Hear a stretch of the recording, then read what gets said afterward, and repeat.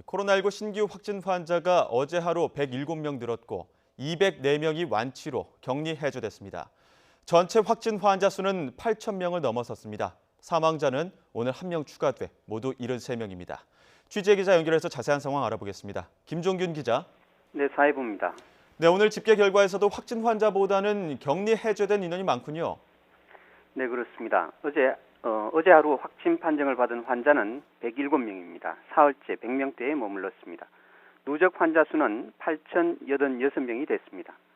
확진자 가운데 중증 이상 환자가 92명이고 이 중 스스로 호흡을 하지 못해 인공호흡기 또는 기계호흡에 의존하며 치료를 받고 있는 위중 환자가 63명입니다. 방역당국은 위중 환자가 늘어나는 상황을 예의주시하고 있습니다. 또 중증 환자 가운데 소아나 청소년 환자는 없습니다.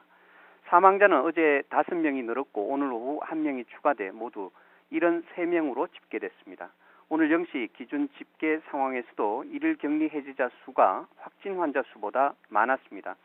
204명이 완치 판정을 받고 격리 해제돼 격리 해제자 수는 모두 714명이 됐습니다. 네, 확진 환자 증가세가 다소 소강 국면인데 지역별로 얼마나 늘었는지도 전해주시죠. 네, 어제 신규 확진 환자 107명 가운데 68명이 대구와 경북에서 나왔습니다. 대구가 62명, 경북은 6명이 늘었습니다. 신천지 신도에 대한 진단검사가 마무리되면서 다소 진정세를 보이고 있습니다. 또 서울 구로 콜센터 집단 감염 등으로 수도권 추가 확진 환자는 29명입니다. 서울 13명, 경기 15명, 인천 1명이 추가됐습니다. 세종시에서는 해양수산부를 중심으로 감염이 늘면서 6명이 신규 확진됐습니다. 그 외 지역은 부산 3명, 충북 1명입니다. 나머지 광주, 대전, 울산, 강원, 충남, 전북, 전남, 경남, 제주 등 17개 시도 가운데 9곳은 확진 환자가 없었습니다. 네, 정부가 금융권 콜센터에 대한 점검도 벌이지 않았습니까? 네, 정부는 대구, 경북 중심의 큰 불은 잡았다고 보고 이제 지역사회 중심의 소규모 집단 발생을 막는 데 힘을 쏟는 중입니다.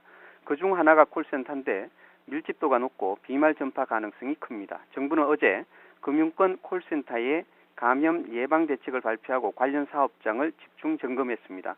금융권 콜센터는 전국에 701곳이 있는데 6만 3천여 명이 근무 중인 것으로 확인됐습니다.